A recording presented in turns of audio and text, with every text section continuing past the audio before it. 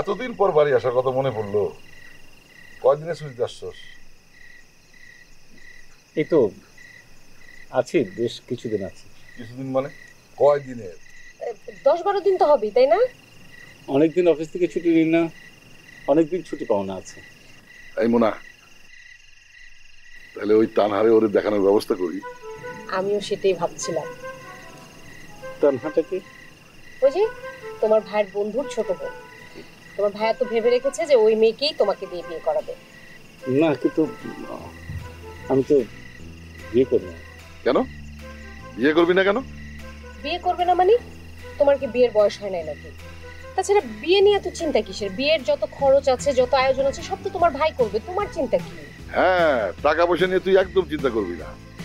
টাকা পয়সা না ভাই, আসলে আমার বিয়ের চিন্তাটা নাই। বিয়ে আমি ভালো লাগছে না, এসব কথা বলতে ভালো লাগছে না। নন্দিনী মা, ও নন্দিনী মা, আরে কই গেলা?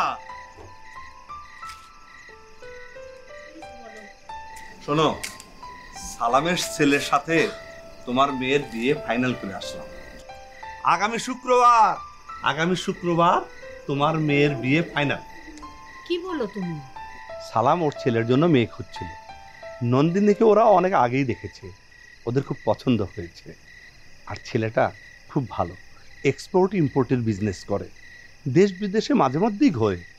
নন্দিনীও ওদের সাথে ঘুরতে পারবে। মেয়েটার সাথে একটু কথা বলে নিলে ভালো হতো না? ওর সাথে আবার কি কথা বলতে যাব? ওর সাথে কথা বলতে গেলেই তো বলবে কোথাকার কোন মজনু, তার সাথে বিয়ে দিতে হবে। আমি তো আর আমার মেয়েকে যার তার সাথে বিয়ে দিতে পারি না। ও তো বলে ওই চিঠি কে দিছে এই বিষয়েও কিচ্ছু জানে না। শোনো নন্দিনীর মা, আমি একজন উকিল, কার পেটে কি কথা আছে আমি সব জানি। তোমার মেয়ে জানে না বললেই আমি বিশ্বাস করে ফেলবো? চিঠিটা তো হাওয়ায় উড়ে এসে পড়ে নাই, তাই না?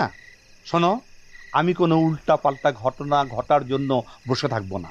আগামী শুক্রবার ওর বিয়ে, এটাই ফাইনাল, ওকে বলে দিই। মা, আমি এই বিয়ে করব না। কেন? কেন মানে? কে না কে একটা চিঠি দিয়ে গেল, তার জন্য আমাকে বিয়ে করতে হবে?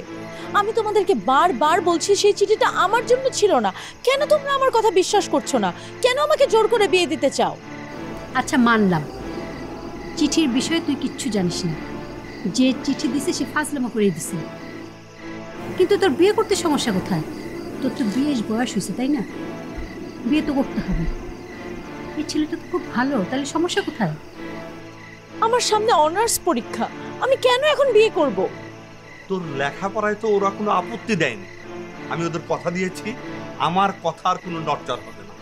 সোজা কথা, আমার কথায় রাজি হতে হবে।